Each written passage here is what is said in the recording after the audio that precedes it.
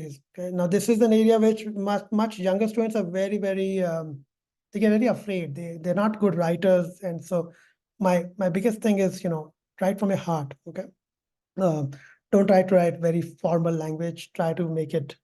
It's less about what makes you unique. It's more about telling them some stories about your life which impacted you, and more importantly, will impact the classroom. Like, they're looking for the diverse perspective. They're looking for focus. They're looking for learnings, feelings, emotions. So it's not just about the who, what, why, or it's not about what we call it the who, what, when. Like a story, if you're going to tell me, like, highlight a skill, a talent, a challenge, what's important is, why are you telling me this? I mean, your story can't be about, I was failing in this grade and I turned it around. Well, they can see that in your transcript. Okay, try to use your stories in what's called as the STAR methodology, which is situation, task, action, results, which is what we call as the who, what, when. What big part of that focus is really on learning, feelings. How do you, what kind of emotions are you showing? How did you reflect on what you became? The personal essay, like one of my amazing counselors, Taska, talks about, is a way for you to connect with the professor in this case at a level where he feels like, I want to meet you. I want to work with you. I like you as a person. I'm fascinated by who you are as a human being. I think in my classroom you will be an asset to others. So that's really what you're trying to provide. Not flexing. You're not. It's not a sob story. The personal essay for college is very different from a personal essay for the UC system, and some of that is focused in their mission statement. You can also look at the UC's application for college. They're very specific of what they're looking for, so try to stay within that. These are some of the focus themes to think about for your personal essay. Maybe it's about research. It's about, could be something that you thought about at one time and did some research and how it led to a different outcome or your own thinking changing. What kind of challenges you faced and overcome over time, and how does that impact the classroom? It's very important for you to somehow connect your feelings, your learnings, your aspirations to what you read. Okay, like for example, the quintessential Costco essay, which people talk about a lot, is honestly is a very hard essay to read. But what's good about that essay is it's got a lot of reflection. It talks about his life a lot, and we'll talk about some of those examples pretty soon. Okay, like the personality traits that any school is looking for, or any cluster is looking for, or any professor wants to see, is these 5 dimensions. And the sooner you realize that these 5 dimensions are going to be very important to your life, which is diversity of experience, what kind of contributions have you done, what initiatives have you taken part in, just ask yourself these questions. And I know some of these answers are going to be hard, they're going to be half-baked, but the more we think about it, slowly over time, these will build. Maybe your Cosmos application this year won't be the best, but if you proactively think about these things that the colleges are looking for, Cosmos becomes a great base for you to apply to colleges down the line. Your personal essays will become very rich based on this. I always tell people your personal essay should be more like a rant. It's a monologue rant, which you're doing with a stranger, somebody you're meeting over a coffee. Like, what would be your tone? How would you communicate? How would you try to get across a learning or some aspect of yourself, which is very unique? Um, Again, you're not trying to be unique. You're just trying to be yourself, and just being yourself will make you unique. Okay, so we've talked about some examples over here, a time when you deviated from expectations and the community impact, right? Deviating, we all can do, but what's the impact on people or yourself? What did you learn from it? So I come back to the learnings, the aha moments, the epiphanies, the realizations, or how that changed your perspective, and what did you do with that new perspective? All of those things are very important. These are the, excuse my voice is cracking. Look at these examples from the UC personal information questions. These are questions that the UCs ask in your application for college. You're expected to take 4 of these and give 350-word answers for. Okay? this gives you a clue to what a personal essay could be like for Cosmos, because they're making it very open-ended for you. At least these 8 questions have some structure. You could take like maybe like number 1, which is leadership example, is a great one. You could even talk about problem solving, creativity. That's a great one. Academic subject might not be the best one for personal essay here. In this larger context, it makes sense because you have to write 4 applications.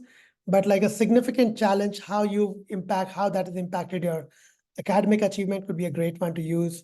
Talent could be a phenomenal one, but again, try to keep your talent within the context of how that has impacted your academics. And again, I'll send this over to you guys so you can look at it later.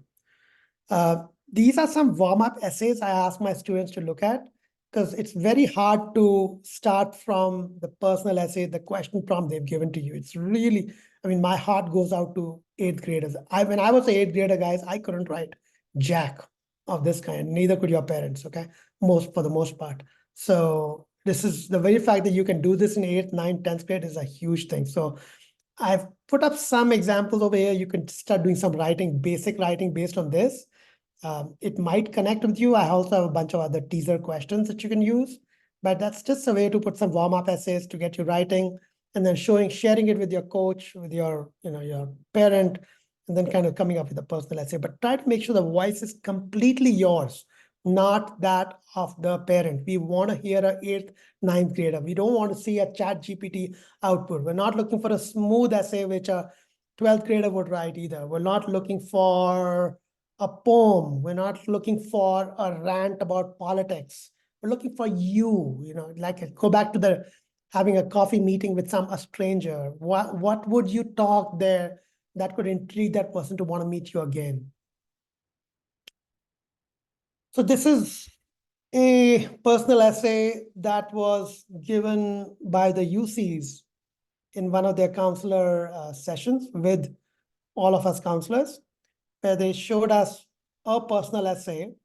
This is obviously 319 words because the PIQs take 350 words. Obviously, your personal essay is only 300 words. But I want you to take a minute to read this personal essay and get a feel like this is what somebody has sent, and we'll see if UCs like this or not. And again, it's not my opinion, it's the opinion of the UCs, and I agree with it.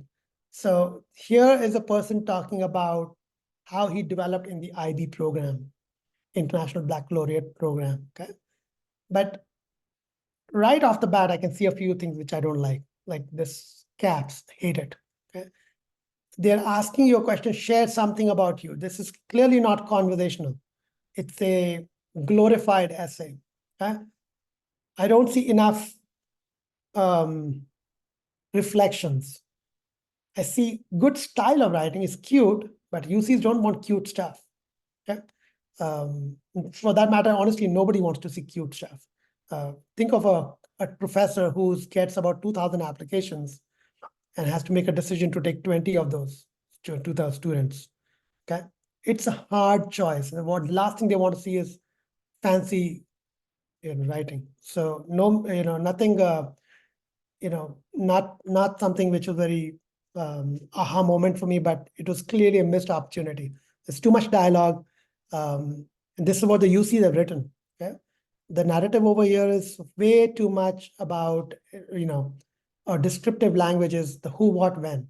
Very little on outcomes or insights or their personality or what they came out with. Same way with another academic subject. It's a personal essay about why this person gets inspired by philosophy. Now, I'm not saying do a personal essay on an academic subject. I don't think it's the best idea because they're expecting some of that to come in the clusters, the cluster-specific essays. But this person has shown some insights about their personality, how thoughtful, how they enjoyed certain things. You can see words like, even if you don't read the entire thing, it allowed me to connect with the community, explore different literary genres, but also gave me a way to connect with my father, who has always been an avid reader. Learning is the importance of thoughtfulness and kindness. I'm not reading the gist. I'm just going very quickly over this. And right off the bat, I'm liking it, okay? I'm liking it because I just think this person is writing in simple English. That's how you want to write your personal essay. That's also how you want to write your cluster focused essay. Okay. It's an insightful response explaining how this course helped him action for volunteering, da da da da da. Okay. Let's look at some of the questions that came from you guys. All right. Do both activities need to be from same academic year? Can I list one activity as summer research? Yeah, that's fine. Where and when will this be available as a slideshow? Tomorrow. Okay, I think I've answered also. If I've not answered any questions, just send it back again. I'll look at it again. Okay.